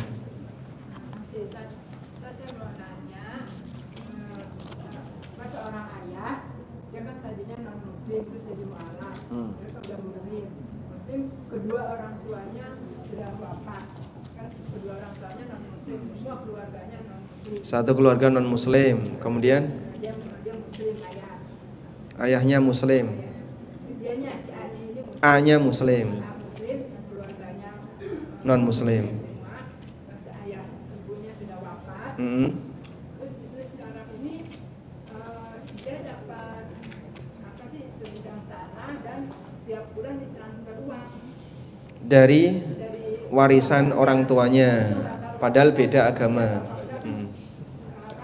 Beda agama. Ya. Dia setiap tahunnya dapat. Ya. Udah dapat, terus dia meninggal Ustaz. Ya. Nah, dia meninggal, kan punya anak 2, laki-laki sama perempuan. Nah. Satu perempuan 1. Nah, sekarang yang uang yang biasa ditransfer ke si A ini dikasihin ke anaknya. Ke anaknya A. Itu boleh enggak Ustaz? Baik. Terima kasih. Saudaranya A ada? Saudaranya A ini ada? Ada. Non muslim semua. Nah, disinilah anaknya A tadi perlu minta kejelasan dari saudara-saudaranya A. Apakah ini warisan dari kakek ataukah hibah dari para paman? Kalau itu hibah dari para paman, boleh diterima. Dan minta kepada mereka jadikan ini sebagai hibah dari para paman. Sehingga anaknya A yang muslim berhak untuk dapatkan transferan itu sebagai hibah dari para pamannya. Sebagaimana yang tadi sudah kita bahas. Selanjutnya. Ini enaknya gimana? Dahulukan yang nulis atau dahulukan yang angkat tangan? Yang nulis ya, sesuai keputusan KPPS ya. Bila ayah sudah meninggal, Ya. tinggal ibu. Bila ayah meninggal tinggal ibu, harta waris belum dibagikan, sedangkan harta tersebut menghasilkan setiap bulannya. Selama ini hasil ini masih menjadi hak ibu. Bagaimana seharusnya dan hukumnya bagaimana bila waris tidak dibagikan? Anaknya ada berapa? Anaknya Nggak disebutkan. Baik. Ini salah satu di antara, mohon maaf ya, kesalahan para ibu. Terkadang ibu itu boleh saya katakan dalam tanda kutip cukup serakah, sehingga dia menguasai harta yang ditinggalkan oleh suaminya, padahal hak dia hanya 1/8, sebab suaminya punya anak yang justru itu juga merupakan anaknya sendiri. Sebagai contoh misalnya ketika A dan B ini menikah, anggaplah punya 3 anak ya. Anggaplah punya 3 anak. Ya. C, D, E, laki, perempuan, laki. Begini. Lalu A meninggal. Berarti jatah B ini berapa? 1/8. Kenapa? Karena A punya anak. Sisanya yang 7/8, yaitu sisa adalah jatahnya C, D, E. Sampai di sini paham? Baik. Tapi ketika A ini meninggal, seluruh warisan itu dikuasai oleh B. Mungkin salah satu di antara anaknya ada yang butuh. E itu butuh. Saya pengen biar bisa bangun rumah karena dia sudah berkeluarga. Saya pengen biar bisa umroh, biar bisa haji. Saya pengen dapat itu. Tapi oleh ibu nggak boleh. Oh, ibu masih hidup kok mau bagi waris. Akhirnya apa yang terjadi? Anaknya berharap kapan ibunya. Itu kan dampak buruknya ya. Kenapa? Kenapa Pak? Karena anaknya berharap dapat warisan. Dan ini termasuk praktek ketidakadilan. Ibu menguasai padahal dia cuma punya 1/8, jauh lebih kecil dibandingkan anaknya. Tapi semuanya dikuasai oleh ibu. Baik, terus yang benar gimana Pak? Kalau misalnya unit itu unit produktif. Sekarang unit warisan adalah unit produktif. Kalau dijual, sayang banget Pak kalau dijual Pak. Saya pinginnya sih tetap berjalan sebagai unit produktif. Taib, kalau itu unit produktif, berarti unit ini milik bersama. Milik bersama. Bersama siapa saja pemiliknya? Seluruh ahli waris. Dari mulai B sampai E, B, C, D, E. Sudah? Ini yang disebut dengan mal mushtarak. Mal mushtarak, harta milik bersama. Nah, milik bersama ini kemudian Anda pastikan porsinya. Ada B sebagai ibu ya. Kemudian C, D, E. B 1/8. Sisanya kan 7/8 untuk C, D, E. Pembagiannya di sini laki 2, 1, 2. Berarti dibagi berapa? 5. 5 itu dari mana? Angka 2 tambah 1 tambah 2. Berarti 7/8 dibagi 5 sama dengan 7/40. Begini? Ya. 7/40. Sudah? Nah, dari 7/40 berarti yang anak laki-laki dapat 2 kali. Jadinya 14/40. Anak perempuan dapat 1, 7/40. E laki-laki dapat 14/40. Ini kalau mau disamakan penyebut jadinya kan 5/40. Begini. Salah atau benar? 5 kali 8 berapa? 40. Sudah? Sehingga 14 tambah 14 28 tambah 12 40, betul ya? Nah. Dan Anda tinggal kalikan 100%. 5/40 berapa persen? 12,5%. 14/40 berapa persen? Bantu Mas pakai kalkulator.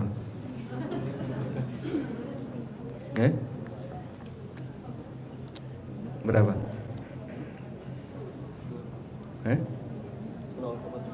0,35%. Ini juga sama 35%. Berarti ini berapa? 17,5%. Begini kan? Baik. Jadi ini unit produktif. Nah, di sini kan ada hasil ya. Ada revenue, ada hasil. Saat ada hasil, tinggal Anda masukkan ke sini saja. Berarti ibu dapat 12,5% dari hasil. Anak laki-laki dapat 35%, anak perempuan dapat 17,5%. Kayak gitu kok ibu menguasai semua. Padahal dia cuma dapat paling sedikit. Dolim nggak ini ibu? Dolim. Itulah para ummahat yang dolim. Ibu yang dolim. Dia menguasai. Tapi kan itu anak-anak saya. Memang itu anak ibu. Cuman ini ada aturannya dalam masalah harta. Sehingga kalau memang itu adalah harta anak, berikan ke anak. Jangan dikuasai oleh ibu yang tidak berhak. Wallahu a'lam. Baik. Dipahami insyaallah?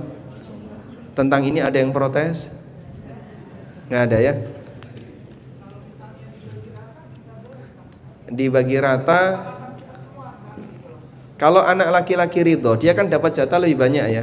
Ya sudah, saya ridho, hak saya kasihkan ke ibu. Dari 35%, ibu saya kasih 10%. Sehingga saya tinggal 25, ibu punya 22,5 misalnya. Ya. Ya, asal yang dapat lebih besar, yang lebih tinggi, dia ridho. Berarti kan kuncinya, saya seharusnya dapat banyak, tapi saya jadi dapat sedikit. Karena saya kasihkan ke saudara-saudara saya yang perempuan. Boleh ini? Boleh. Yang penting dia ridho. Paham ya? Baik. Silakan. Khusus ini ya, fokus ini dulu. Unit produktif.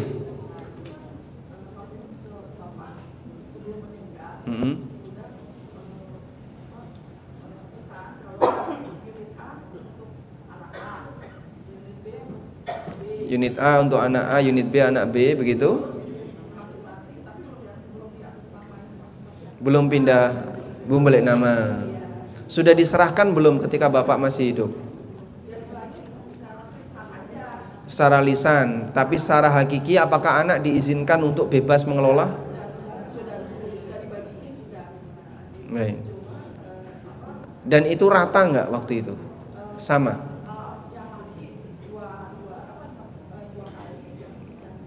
Yang laki 2 kali, perempuan 1.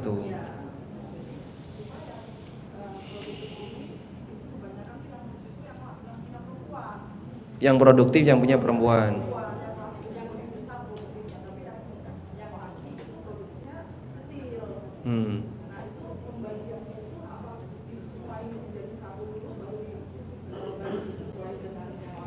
Baik. Baik. Kita punya satu kata kunci bahwa hibah itu sah jika apa? Pindah hak milik ketika orangnya masih hidup. Yang tadi ya, tabel perbedaan antara hibah dan wasiat.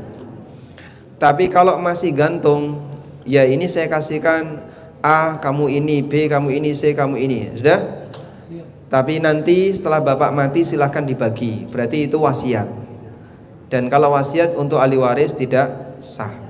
Karena Nabi SAW melarang ala la wasiyata liwarithin. Tidak boleh ada wasiat untuk ahli waris. Selanjutnya, dalam posisi ketika tidak ada wasiat untuk ahli waris, jika ada mayit sebelum dia mati, dia mewasiatkan hartanya untuk ahli waris, maka karena nggak sah jadi warisan. Terus nanti dibagi sesuai dengan aturan warisan. Sekiranya dalam pembagian tadi ada sisi tidak seimbang, misalnya tingkat produktivitasnya berbeda dan seterusnya, maka mungkin kami bisa sarankan yang kemarin dari pesan bapak bisa nggak kita batalkan, terus kita bagi ulang sesuai dengan porsi warisan, sehingga dari semua unit usaha itu kan bisa dinilai ya, bisa undang tukang appraisal. Unit usaha yang besar tapi produktivitasnya rendah, nilainya sekian. Unit usaha yang kecil tapi produktivitasnya tinggi, nilainya sekian. Tukang appraisal bisa ngukur. Dari total hasil perhitungan tukang appraisal tadi, kemudian dilakukan pembagian 2:1. Insya Allah dengan cara demikian lebih adil. Sehingga prinsip Islami tetap dapat 2:1 dan tidak ada kecemburuan masalah nilai produktivitas yang berbeda. Wallahu a'lam. Baik, selanjutnya. Oke, ini mungkin pertanyaan terakhir ya Ustaz, karena ini banyak banget, nggak mungkin kita baca satu-satu. Karena banyak kita akhiri saja ya. Ini pertanyaan terakhir dan pertanyaan langsung 2 Ustaz. Langsung 2. Iya. Dan mungkin setelah pertanyaan ini nanti Ustadz nanya ke jamaah, dan bagi jamaah yang menjawab benar akan dapat hadiah untuk 3 jamaah. Baik. Hadiahnya apa Mas? Hadiahnya buku Ustaz. Oh, bukan voucher umroh. Oh, bukan.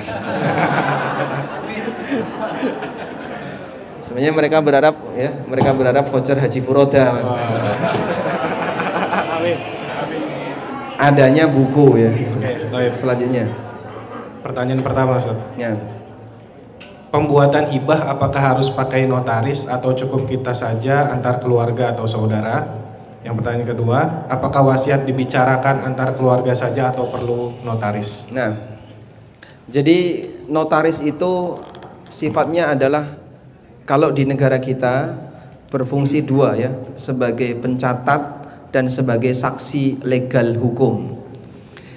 Saksi legal ini penting sehingga nanti kalau terjadi sengketa dan seterusnya dibawa ke pengadilan, apa yang sudah dicatat oleh notaris punya kekuatan hukum. Itu fungsi notaris.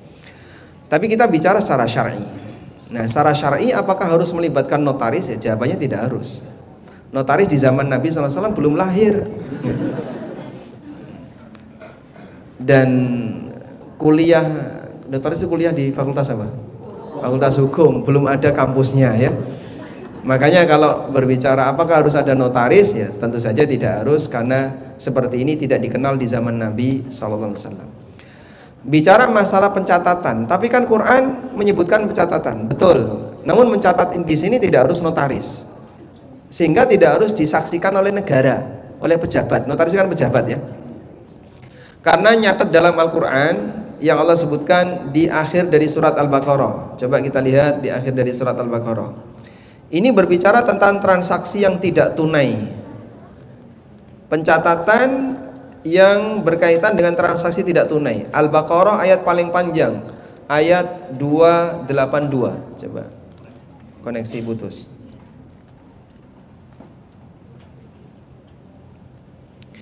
Di Al-Baqarah ayat 282.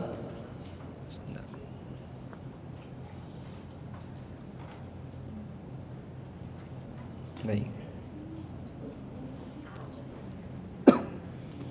Allah bercerita tentang kewajiban untuk mencatat apabila orang melakukan transaksi yang tidak tunai. Tapi dalam proses pencatatan ini tidak ada syarat harus melibatkan hakim. Berarti yang nyatet tidak harus pejabat, gitu ya. Sehingga yang nyatet itu misalnya tetangganya atau saudaranya atau siapapun yang ada di sekitarnya, walaupun dia tidak punya kekuatan hukum, sah nggak catatannya? Sah. Yang penting jujur. Dan itu dijelaskan di Al-Baqarah 282, di mana di situ tidak ada keterangan bahwa yang nyatet harus yang punya kekuatan hukum alias hakim. Padahal masalah hakim itu dijelaskan dalam Al-Quran. Misalnya tentang masalah rebutan harta, Allah Subhanahu wa taala mengatakan, ya ayyuhalladzina amanu la ta'kulu amwalakum bainakum bil batil wa tudlu biha ilal hukam. Wahai orang yang beriman, jangan makan harta orang lain dengan cara batil, kemudian kalian permasalahkan ke hakim. Li ta'kulu amwalan nasi bil batil, agar kalian bisa menang. Sehingga orang rebutan sesuatu, dia tahu kalau dia itu nggak berhak, ya sudah kita bawa ke pengadilan, barangkali saya ada peluang menang. Dan menang, betul menang. Memang dia betul menang, misalnya menang atas keputusan hakim, pakai sogok atau apapun. Uang ini apa? Haram, walaupun punya kekuatan legal negara.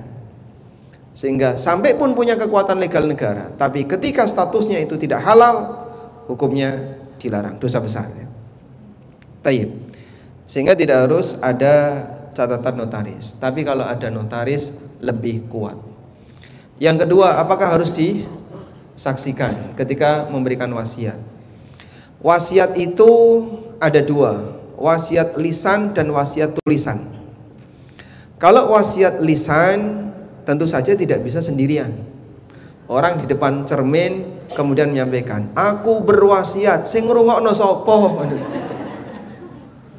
Begitu dia ngomong kan hilang itu suaranya. Sehingga ketika dia ngomong seperti itu di depan cermin, gak ada satupun orang yang mendengarkan. Siapa yang akan menunaikan? Cermin, Pak. Tidak ada. Maka kalau wasiatnya pakai lisan, harus ada yang menerima wasiat. Yang menerima wasiat itu disebut dengan al-wasi. Orang yang menerima wasiat. Sudah? Yang kedua, jika wasiat itu bentuknya tulisan, maka tidak harus di depan orang. Jadi saat nulis tidak harus di depan orang. Bisa saja orang nulis, selesai dia nulis disimpan di bantal misalnya, atau dia simpan di kotak pribadinya. Pada saat dia meninggal, kotak pribadi itu dibuka, ternyata ada isinya. Inilah wasiat yang harus ditunaikan. Jika valid itu adalah tulisan fulan, sehingga dikenali, betul nggak ini tulisan fulan? Oh betul, ciri-cirinya memang kayak gini, susah dibaca, tapi bisa dieja, pelan-pelan ketika baca. Orang bisa mengenali ini tulisan fulan. Maka kalau itu valid adalah tulisan fulan, berarti sah dan bisa ditunaikan. Tulisan ini jadi saksi. Walaupun saat dia nulis nggak ada saksi. Ketika dia nulis nggak ada saksi, ketika dia nyimpen nggak ada saksi. Begitu mati ketemu, sah dan harus ditunaikan. Dipahami ya? Karena wasiat itu yang penting ada bukti. Bukti bisa manusia, bisa tulisan. Wallahu a'lam. Cukup? Baik. Kita masih punya banyak masalah, karena memang kajian ini penuh dengan masalah ya. Dan gimana ini? Saya kembalikan ke yang punya hak untuk mengatur acara. Ada yang angkat tangan, enaknya diapain? Saya sampai jam berapa harusnya? Resminya sampai jam berapa? 11.30. Ada 5 menit ya. Baik, silakan, masih ada waktu. Waalaikumsalam warahmatullahi wabarakatuh.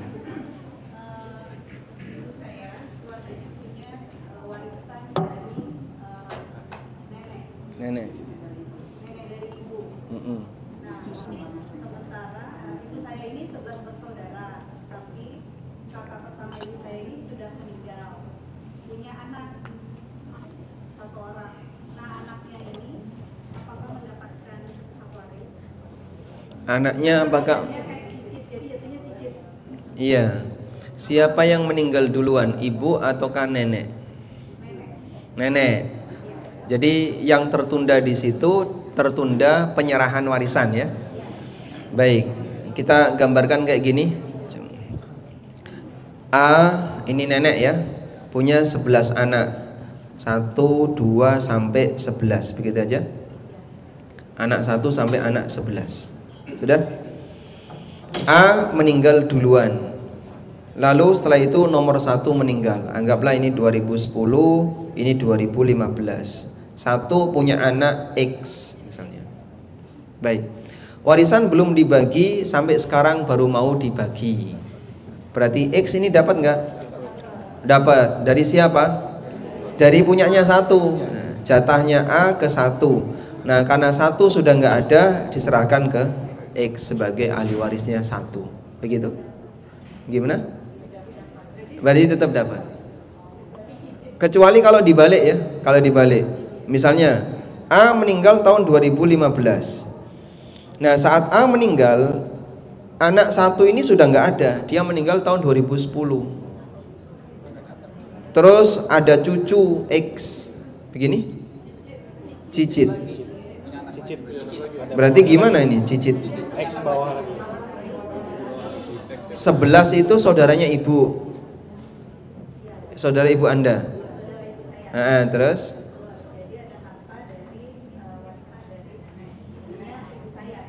nenek. Oh, berarti di atasnya A ini ada lagi ya. Di atasnya A ada Z misalnya.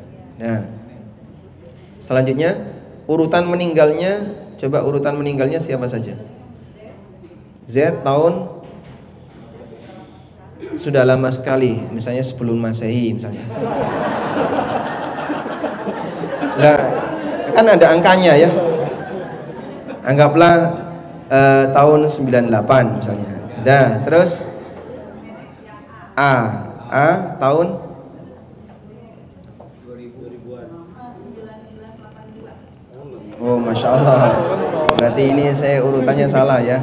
Ini berarti 80, 82. Nah, selanjutnya nomor 1 tahun 2000. Selanjutnya ini ada anak ya. Nah, berarti jatuhnya cicit dari Z.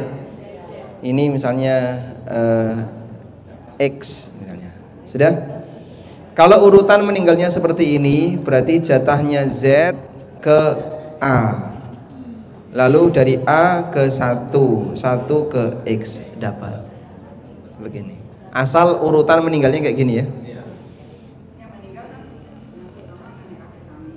Yang meninggal Z duluan. Ya. Orang tua nenek, nggih.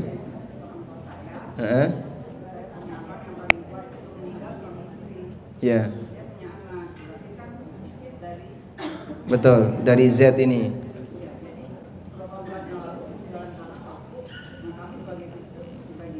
Ya. Dapat atau tidak? Asal urutannya seperti ini dapat. Jadi nanti jatah abang ya, jatah abang dikasihkan ke anaknya.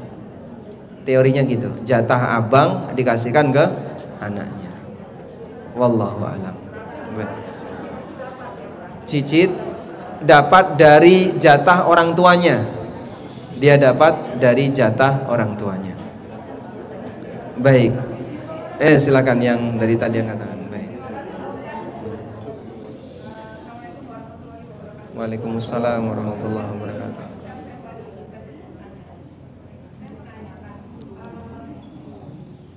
Kalau hasil peninggalan harta orang tua sudah meninggal berupa rumah, dan itu sertifikatnya itu tertulis hibah dan tercantum semua anak 6, 2 laki dan 2 perempuan. Begitu. Apakah itu termasuk hibah bisa? Di sertifikat tertulis hibah untuk seluruh anaknya. 2 laki, 2 perempuan. 4 perempuan. Dan itu sertifikatnya Baik, berarti sah sebagai hibah. Maka kalau hibah dibagi rata. Anak laki dan perempuan untuk hibah itu 1:1. Bukan 1:2 ya. Kalau 1:2 itu aturan warisan. Sedangkan kalau hibah perbandingannya 1:1. Nah, sah insyaallah. Baik. Apalagi kalau sudah tersertifikat.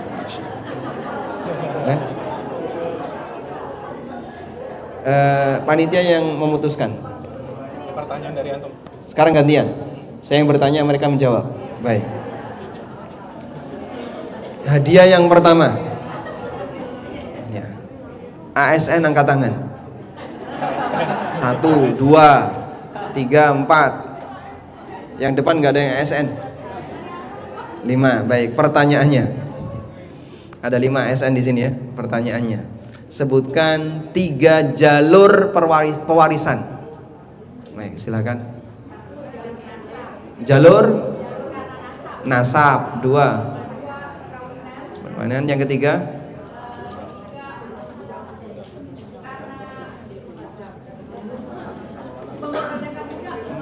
Al-wala, memerdekakan budak. Masya Allah. ASN?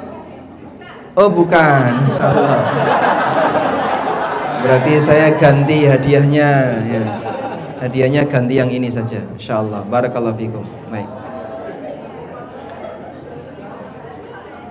Baik, yang ASN ya, yang jawab hanya yang ASN. Saya ganti pertanyaannya. Kalau tadi sebenarnya sebab ya, ada 3 sebab kenapa orang dapat warisan. sebab nasab, sebab pernikahan, sebab al-wala. Berikutnya pertanyaannya, 3 jalur, bukan 3 sebab, 3 jalur dalam arah pembagian waris. Silakan. Nah, silakan. ASN. Baik. 1. Apa? Bunuwa. Kemudian ubuwa. Satu lagi. Ukhuwa. Bunuwa, ubuwa, ukhuwah. Tambah 1 lagi kalau gitu. Hah? Jadi 4 jalur. Pertanyaannya kan tadi 3. Ini bid'ah namanya, nambahin. Apa coba sebutin. Usul, furu. Alhamdulillah, yang jawab banyak, nanti dibagi bareng ya. Gimana Pak? Nanti Bapak dapat sampul. Masya Allah, baik. Buku fikih ASN itu buku yang ditakuti para ASN. Betul, ada beberapa ASN yang dikasih buku itu nggak mau baca dia, takut dia. Maka tolong nanti Anda baca, kalau isinya menakutkan silakan ceritakan ya. Padahal saya jamin di situ nggak ada cerita horor, jadi insya Allah tidak menakutkan. Baik, hadiah terakhir, buku Halal Haram Bisnis Online. Nah, pertanyaannya tanpa lihat catatan boleh? Boleh. Sebutkan 10 ahli waris perempuan. Ya, silakan Mas. Insyaallah. 1, anak perempuan. Cucu perempuan dari anak laki-laki. 3, ibu. 4, nenek dari ibu. Nenek dari ayah.